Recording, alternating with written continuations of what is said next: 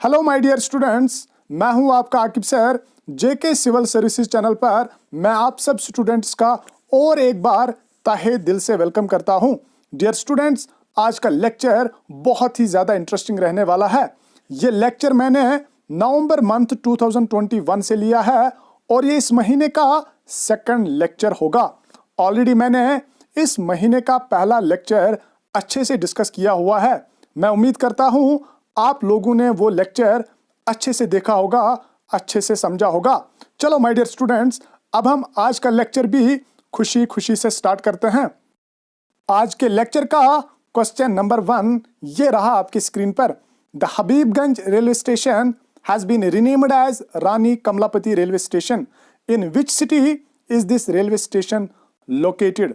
Dear students, इस question में आपसे साफ साफ पूछा गया हबीबगंज रेलवे स्टेशन का नाम चेंज कर दिया गया है। अब इसका नया नाम रानी कमलापति रेलवे स्टेशन रखा गया है। तो आप स्टूडेंट से ये पूछा गया कि बताओ ये रेलवे स्टेशन इंडिया के किस सिटी में मौजूद है। तो अगर हम यहां पर ऑप्शन देखेंगे ना, तो सी पार्ट इसका सही आंसर है, भोपाल। और आपको यह भी पता होना चाहिए भोपाल किस स्टेट में पड़ता है। तो इसका सही आंसर है एमपी, मध्य प्रदेश। सर हमें समझ आ गया। चलो next question. Who has been appointed as a new Secretary General of Rajya Sabha? तो इसका सही आंसर है Pramod Chandra Modi. A part is correct answer. Okay, question number 3। Who is the author of the book titled Force in Statecraft? तो इसका सही answer है C part, Ajay Kumar and Arjun Subrahmanyam. देखो, इन दोनों ऑथर्स ने मिलकर ये बुक लिखी है जिसका नाम इन्होंने रखा है force in statecraft. Question number 4। Name the writer of the book titled Unshackling India, Hard Truths and Clear Choices for Economic Revival. The right answer is B part, Ajay Chibbar and Salman Anis Soz. यहां पर भी इन दोनों authors ने मिलकर ये book लिखी है। Question number 5। ये क्वेश्चन बहुत ही ज्यादा इंपॉर्टेंट है डियर स्टूडेंट्स। क्या है ये question? Which two country will play in the first match at the Women's Cricket T20 tournament while making debut at the 2022 Commonwealth Games? देखो, इस क्वेश्चन में आपसे पूछा गया कि 2022 कॉमनवेल्थ गेम्स में कौन से दो टीम सबसे पहला मैच खेलने वाले हैं। तो इसका सही आंसर है D part, India and Australia. यहां पर आपको याद रखना होगा जो क्रिकेट है ना, वो कॉमनवेल्थ गेम्स का हिस्सा नहीं था। पहली बार कॉमनवेल्थ गेम्स में क्रिकेट को जगह मिली है, वो भी वुमेन्स क्रिकेट को। ये भी आपको यहां पे याद रखना होगा। सर हमें समझ आ गया। Next question, question number 7। Union cabinet has approved to further extend the Pradhanmantri Garib Kalyan Yojana scheme till which period? The right answer is D part, March 2022। यहां पर आपको याद रखना होगा सेंट्रल गवर्नमेंट ने इस स्कीम का डेट एक्सटेंड कर दिया है। तो आपको याद रखना होगा इसका डेट किस मंथ एंड ईयर तक बढ़ा दिया गया है। तो इसका सही जवाब है March 2022। Okay, question number 8। Which country is hosting the 13th Asian Europe meeting summit in 2021? The right answer is C part, Cambodia. यहां पर आपको याद रखना होगा ASEM की फुल फॉर्म क्या है? Asian Europe meeting, Asian Europe meeting. Okay, question number 9। The 15th trilateral coast guard exercise Dosti was held among the Indian coast guards with which countries? Dear students, ये क्वेश्चन बहुत ही ज्यादा important है। देखो, इससे पहले जितने भी आप लोगों ने मिलिट्री एक्सरसाइजेस पढ़े हैं वो सारे के सारे बायलेटरल मिलिट्री एक्सरसाइजेस आप लोगों ने पढ़े हैं। तो आज आप पहला ट्राइलेटरल मिलिट्री एक्सरसाइज पढ़ रहे हैं। तो याद रखना होगा ये ट्राइलेटरल मिलिट्री एक्सरसाइज जो है ना, ये कोस्ट गार्ड्स ने परफॉर्म की है। तो इस ट्राइलेटरल कोस्ट गार्ड एक्सरसाइज का नाम भी दोस्ती रख दिया गया है। तो आपको बताना है इंडिया ने किस दो और कंट्रीज के साथ ये ऑपरेशन परफॉर्म किया था, ये एक्सरसाइज परफॉर्म किया था। तो इसका सही आंसर है B part, Maldives and Sri Lanka. Question number 10th, government has changed the base year for wage rate index. What is the new base year? देखो गवर्नमेंट ने क्या किया है, जो वेज रेट इंडेक्स है ना, इसका बेस ईयर गवर्नमेंट ने चेंज किया है। अब इसका बेस ईयर 2016 रखा गया है। देखो यहां पर इस क्वेश्चन को थोड़ा सा समझना होगा आपको। वेज हम किसको बोलते हैं? वेज हम कहते हैं एक दिन में जो मजदूर को मजदूरी दी जाती है वो उसका वेज माना जाता है। तो यहां पर क्या है, गवर्नमेंट क्या करती है, समटाइम गवर्नमेंट मजदूरों की वेजेस भी बढ़ाते हैं। कैसे बढ़ाते हैं? बेस ईयर को मद्देनजर रखकर।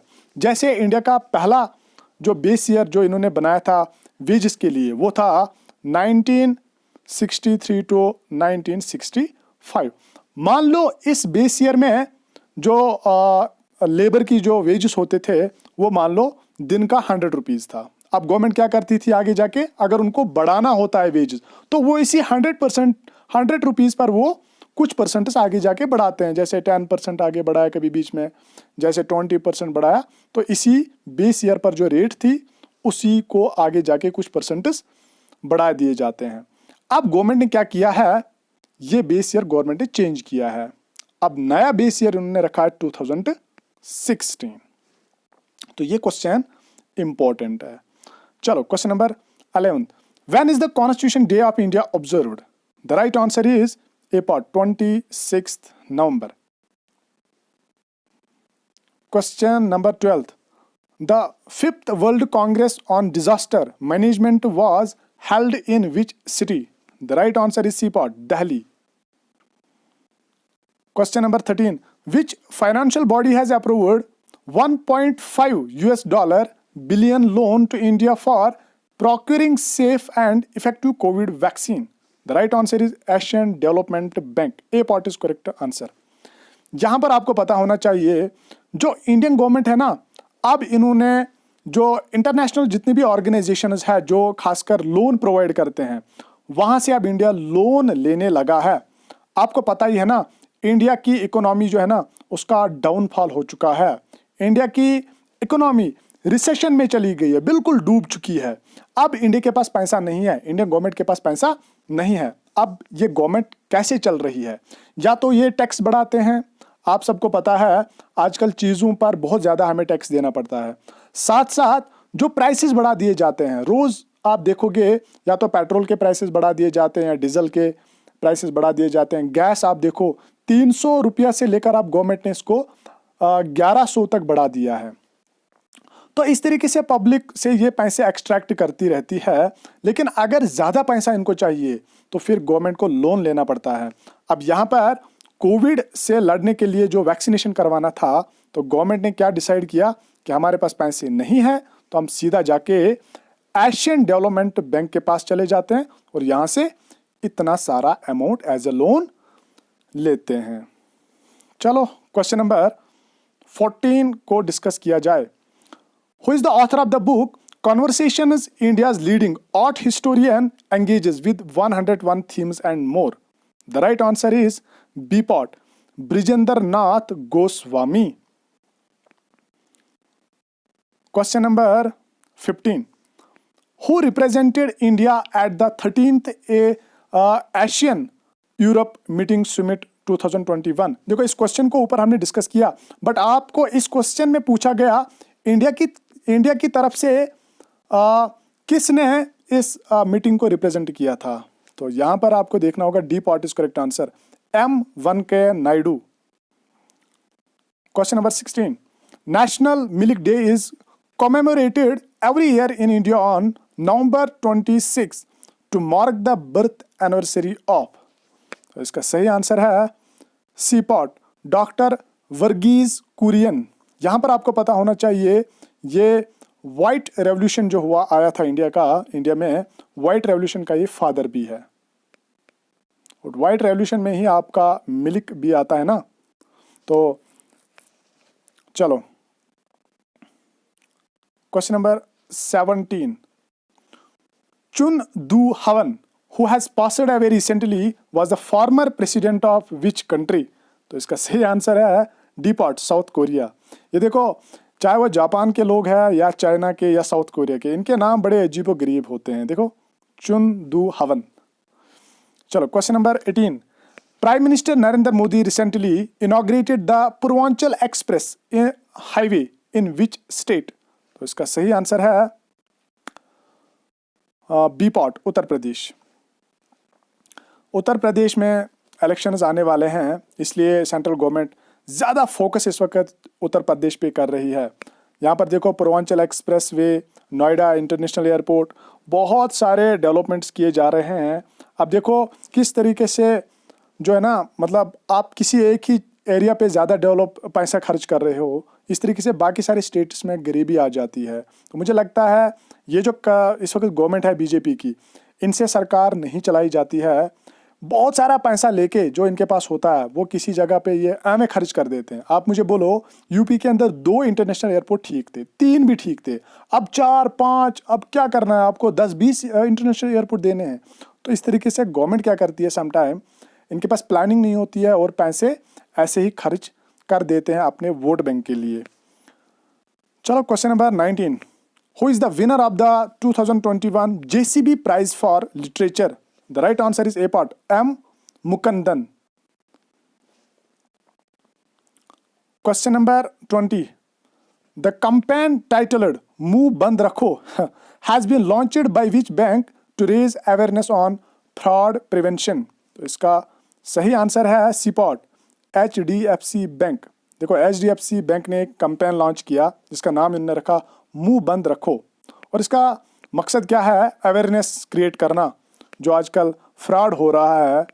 तो आप देखते हो ज़्यादा से जो आजकल मतलब OTP जो है, ऐसे हैकर्स आते हैं बीच में ना, तो बहुत सारी प्रॉब्लम्स हो रही है, काफ़ी सारे अकाउंट्स खाली कर दिए गए हैं ऐसे हैकिंग की तरफ से, या जो फ्रॉड ट्रांजेक्शन्स हो जाते हैं। तो इस चीज़ को रोकने के लिए इन्होंने ये अवेयरनेस लॉन्च की है। चलो question number 21, which state has declared Kaiser i Hind butterfly as its state butterfly? तो ये जो काइसेरी हिंद है ना, ये स्टेट बटरफ्लाई बन चुकी है अरुणाचल प्रदेश की। Question number 22, Mannu Bhandari who has passed away was a noted Indian writer in which language? तो सही आंसर है B part, Hindi. 23rd question, India's first grass conservatory germplasm conservation centre has been inaugurated in which state? The right answer is C part, Uttarakhand. Next question, question number 24th, when is the world philosophy day observed globally? तो philosophy day कब मनाया जाता है? इसका सही answer है C part, 3rd Thursday of November. तो यहाँ पर अगर आपको ये भी पता होगा कि जो फिलॉसफी है, फादर ऑफ मॉडर्न फिलॉसफी कौन है, जिस स्टूडेंट को पता होगा फादर ऑफ मॉडर्न फिलॉसफी कौन है, तो वो मुझे नीचे कमेंट सेक्शन में इसका आंसर ज़रूर बताएंगे। चलो क्वेश्चन नंबर 25th,